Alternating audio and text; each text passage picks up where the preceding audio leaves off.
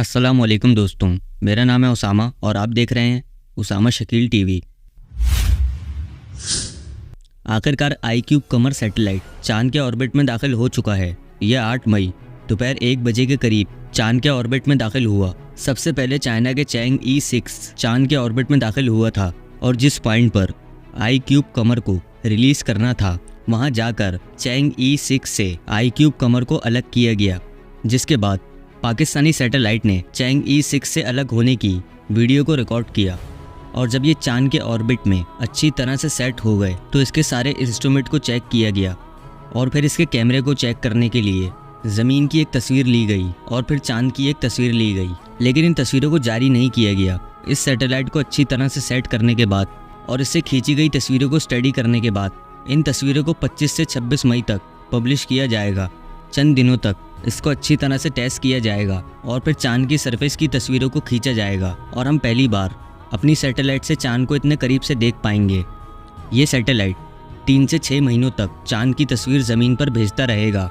आप ये वीडियो देखें जिसमें चैंग E6 चांद के ऑर्बिट में दाखिल हुआ।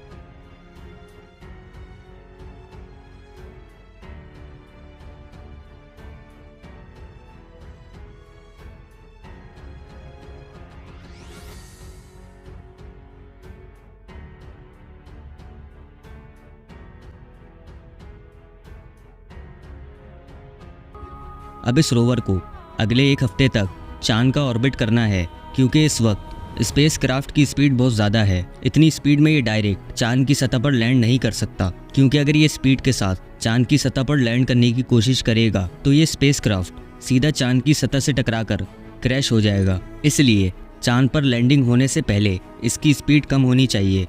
स्पीड को कम करने के लिए इस स्पेस क्राफ्ट को 1 हफ्ते तक चांद के ऑर्बिट में घूमना पड़ेगा, ताकि चांद की ग्रेविटी की वजह से इसकी स्पीड कम हो सके। हर ऑर्बिट में ये चांद के बहुत ज़्यादा करीब हो जाएगा। ये एक और ऑर्बिटर को भी चांद के ऑर्बिट में इजेक्ट करेगा। ऑर्बिटर को ऑर्बिट में इजेक्ट करने के बाद ये चांद के करीब होता जाएगा। जब चांद के गिर्द इसका आखिरी ऑर्बिट होगा तो इसकी स्पीड काफ़ी हद तक कम हो चुकी होगी और फिर इसमें लगे लैंडर लैंड करवाए जाएंगे। सबसे पहले ये चांद पर फ्लाई करेगा और जिस जगह इसे लैंड करना है ये लैंडर उस जगह को ढूंढेगा।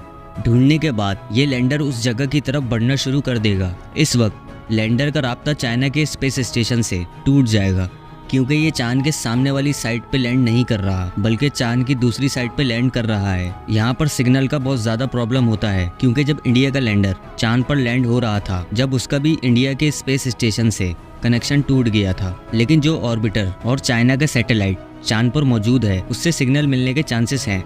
अगर इससे राब्ता टूट भी जाता है तब भी इसमें AI टेक्नोलॉजी लगी हुई है, जो स्पेस क्राफ्ट को चांद की सतह पर खुद लैंड करवाएगी। इस स्टेज को 15 मिनट डेड स्टेज कहा जाता है। इस स्टेज में ज़्यादातर मिशन फेल हो जाते हैं, क्योंकि इसमें लैंडर का राब्ता ज़मीन पे मौजूद साइंटिस्ट से टूट जाता है और फिर इसमें लगी AI टेक्नोलॉजी को ऐसे प्रोग्राम किया जाता है कि वो खुद लैंडर को चांद पर लैंड करवाते हैं।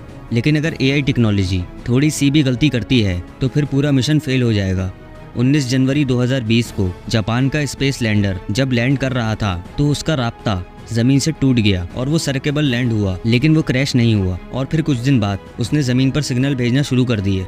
जब चैंग E6 चांद पर लैंड होगा तो ये सबसे पहले ज़मीन पर सिग्नल भेजेगा, जिससे चाइना के साइंसदानों को पता चल जाएगा कि लैंडर बिल्कुल सही सलामत लैंड हो चुका है।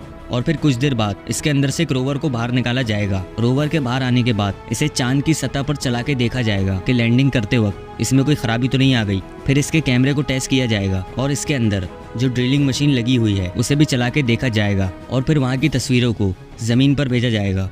यानी कई दिनों तक इसे अच्छी तरह से टेस्ट करने के बाद इसका डेटा जारी किया जाएगा और जब इसके सारे टेस्ट मुकम्मल हो जाएंगे तो ये चांद के सरफेस को स्टडी करेगा और वहाँ की मिट्टी के सैंपल्स को लेकर लैंडर तक पहुँचाएगा और फिर लैंडर उन सैंपल को स्पेस में मौजूद ऑर्बिटर तक पहुँचाएगा और फिर वो ऑर्बिटर उन सैंपल्स को ज़मीन पर पहुँचाएगा और फिर चाइना के साइंसदान उन सैंपल्स को स्टडी करके ये जानेंगे कि आखिरकार चांद के डार्क साइड पे क्या कुछ मौजूद है। अगर आपको ये वीडियो पसंद आई और कुछ नया जानने को मिला तो इस वीडियो को लाइक करें और हमारे चैनल को सब्सक्राइब कर दें। मैं मिलूँगा आपसे इसी तरह की किसी नेक्स्ट वीडियो में। तब तक के लिए अल्लाह हाफिज़।